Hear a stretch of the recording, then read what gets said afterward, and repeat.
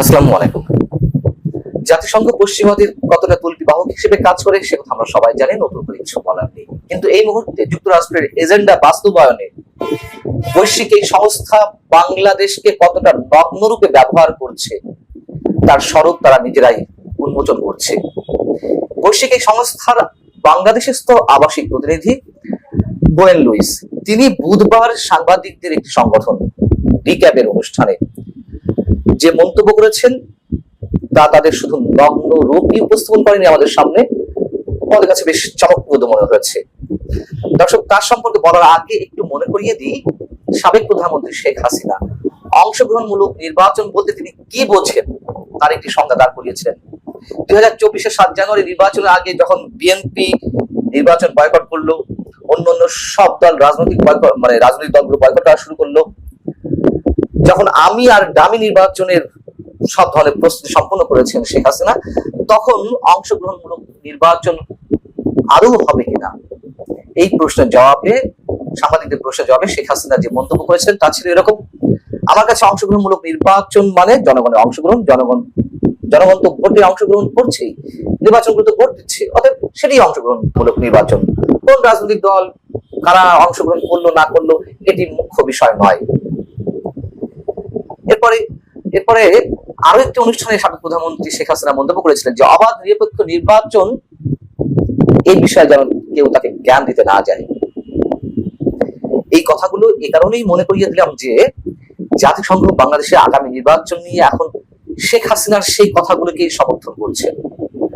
জাতিসংঘের আবাসিক প্রতিনিধি গোয়েন লুইস ঠিক হুবহু শেখ হাসিনার বক্তব্যটাই তিনি নিজের মুখে পুনর্ব্যক্ত করছেন।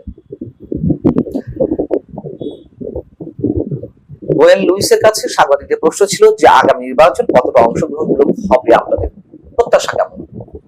তিনি তখন বলছেন, অন্তর্ভুক্তিমূলক নির্বাচন মানে সব রাজনৈতিক দলের অংশগ্রহণ নয়। জাতিসংঘের সংজ্ঞা মতে তিনি জাতিসংঘের সংজ্ঞাটাও দেওয়ার চেষ্টা করছেন। সমাজের সব শ্রেণী পেশার মানুষের অংশগ্রহণকেই অংশগ্রহণমূলক নির্বাচন বলা হয়। কি অদ্ভুত, কি অসাধারণ! তখন যে নির্বাচন অনুষ্ঠিত হয়েছিল বিএনপি ছাড়া অন্য দল ছাড়া, আওয়ামী লীগের যে আমি দামি মার্কা নির্বাচন অনুষ্ঠিত হয়েছিল, তখন জাতিসংঘ কি বিবৃতি দিয়েছিল? যুক্তরাষ্ট্র, ইউরোপীয় ইউনিয়ন, যুক্তরাজ্য কি বিবৃতি দিয়েছিল সেটিও একটু আপনাদের মনে করিয়ে দিই। বিবৃতিগুলোতে উল্লেখ ছিল বিরোধী রাজনৈতিক কর্মীদের উপর দমন পীড়ন বন্ধ, সব দলের অংশগ্রহণ নির্বাচন অনুষ্ঠান এবং স্বাধীন মত প্রকাশে সরকারের প্রতি আহ্বান জানানো হচ্ছে। এটি নির্বাচনের পরে নয়, আগে। পরেও এই ধরনের মন্তব্য তারা করেছে বিভিন্ন ধরনের বিবৃতিতে। এখন গোয়েন লুইসরা জাতিসংঘ, যুক্তরাষ্ট্র, ইউরোপীয় ইউনিয়নের মতন সংস্থাগুলো তারা তাদের মতো করে বক্তব্য প্রচার করছে। যেহেতু এখন শেখ হাসিনা নেই, তখন যেভাবে গণতন্ত্রের সবক দিত, শেখ হাসিনাকে হটানো দরকার ছিল, শেখ হাসিনার মাধ্যমে তাদের এজেন্ডাগুলো বাস্তবায়ন হচ্ছিল না, এটা তো সত্য কথা। শেখ হাসিনা গণতন্ত্র গলার টিপে ধরুক আর বাক স্বাধীনতার হরণ করুক, যাই করুক না কেন, এখন তো স্পষ্ট হচ্ছে যে পশ্চিমা এজেন্ডাগুলো তিনি বাস্তবায়ন করতে চাননি। অনেকে অভিযোগ থাকতে পারে ভারতকে অনেক কিছু দিয়েছে, সেটা শেখ হাসিনা নিজে উল্লেখ করেছেন। যাই হোক, কি দিয়েছে সেটিও আমরা আবার আর বিতর্ক। তো এখন যে ডক্টর ইউনূস ক্ষমতায় রয়েছেন, সরকার প্রধান হিসেবে তিনি তার রাজত্ব পরিচালনা করছেন, ডক্টর ইউনূস তাদের লোক, এটা তো ওপেন সিক্রেট, অনেকেই বলেন।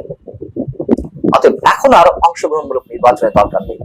এখন আর খুব দ্রুত বাংলাদেশের গণতন্ত্রের উত্তরণের জন্য কোনো নির্বাচনের দরকার নেই।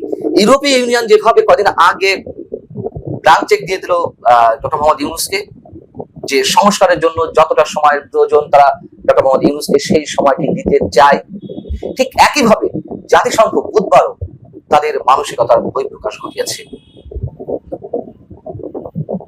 গোয়েন লুইস বলছেন সাংবাদিকদের এক প্রশ্নের জবাবে, নির্বাচন আগে না সংস্কার আগে এটি বাংলাদেশের জনগণ, সরকার ও রাজনৈতিক দল ঠিক করবে, জাতিসংঘ নয়।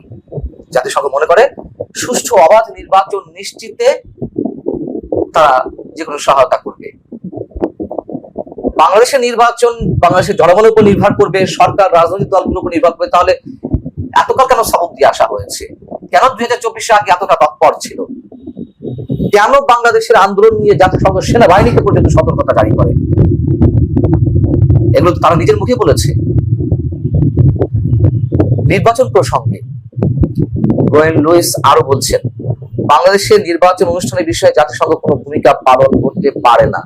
নির্বাচন অনুষ্ঠানের বিষয়টি রাজনৈতিক সিদ্ধান্ত। সেই কথা আবার ঘুরিয়ে ফিরিয়ে বলছেন। অর্থাৎ আমরা করিডোরের বিষয়ে জানি, আমরা বন্দরগুলো বিদেশি কোম্পানিগুলোর হাতে তুলে দেওয়ার বিষয়টি নিয়ে যে তুমুল বিতর্ক, সে সম্পর্কে নানা ধরনের কথাবার্তা বলছি বা বলা হচ্ছে বিভিন্ন জায়গা থেকে। এবং গোয়েন লুইসের এই বক্তব্যের মধ্য দিয়ে আবারও প্রমাণিত হলো সরকার এখনো পর্যন্ত করিডোর কিংবা বন্দর ইস্যুতে অথবা পশ্চিমাদের যে বিভিন্ন ধরনের এজেন্ডা রয়েছে সেগুলো বাস্তবায়নের ক্ষেত্রে এখনো পর্যন্ত পিছপা হয়নি। সরকার অনেক কিছুই লুকোচুরি করছে। সরকার সংশ্লিষ্ট অনেককে বাদ দিয়ে তারা নিজেদের মতো সিদ্ধান্ত গ্রহণ করছে। কোন প্রকার কোন ধরনের আলোচনা রাজনৈতিক দলগুলোর সঙ্গে করছে না, সেই অভিযোগ যেমন রয়েছে। অবশ্যই সেনাবাহিনীর পক্ষ থেকেও সেনা প্রধান সেটি স্পষ্ট করে গত 21শে মে তো তিনি উচ্চারণ করেছেন যে সেনাবাহিনীকে অন্ধকারে রেখে সরকার বিভিন্ন ধরনের সিদ্ধান্ত গ্রহণ করছে। গোয়েন লুইস আরো একটি স্পর্শকাতর বিষয়ে কথা বলেছেন। ঢাকায় জাতিসংঘ মানবাধিকার বিষয়ক অফিস স্থাপনের বিষয়টি চূড়ান্ত বলে তিনি জানিয়েছেন। যখন জাতিসংঘের মহাসচিব অ্যান্টনিও গুতেরেস বাংলাদেশ সফর করে গেলেন, তখনই একটি কথা উঠেছিল যে বাংলাদেশে জাতিসংঘ তাদের অফিস স্থাপন করতে চায়। এটি নিয়ে তখন তুমুল হইচই উঠেছিল এবং সেই হইচইয়ের মুখে পড়ে সরকার খানিকটা নীরব হয়েছিল। আবার এই বিষয়টি খোদ গোয়েন লুইস তার মুখ থেকে উচ্চারণ করলেন যে বিষয়টি চূড়ান্ত, অফিসটি খোলা হবে ছোট করে। তার মানে কি?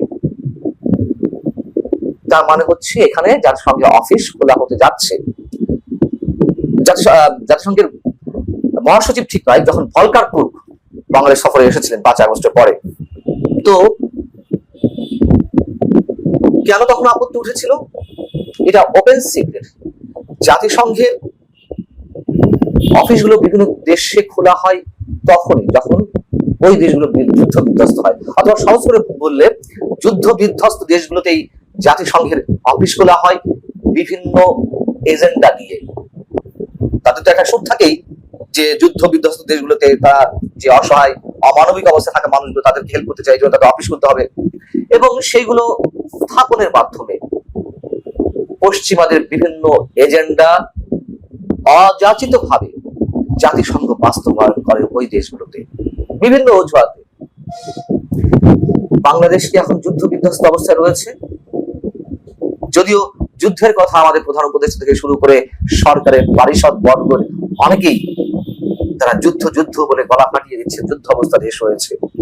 কোন যুদ্ধ তারা চান, কিসের জন্য বারবার যুদ্ধের কথা বলছেন, সেগুলো আমরা অনুমান করতে পারি এবং এটি একটা আরেকটার সঙ্গে জড়িত খুব স্পষ্ট ভাবে। নির্বাচন এবং যুদ্ধ। পশ্চিমারা তাদের এজেন্ডা থেকে সরেনি। পশ্চিমাদের এজেন্ডা বাস্তবায়নের ক্ষেত্রে সরকারও এখনো পর্যন্ত পিছপা হয়নি। গোয়েন লুইসের বক্তব্যের সামগ্রিকভাবে এটি স্পষ্ট হয়ে উঠেছে। দেখা যাক কতদূর করা যায়। ভালো থাকুন সবাই।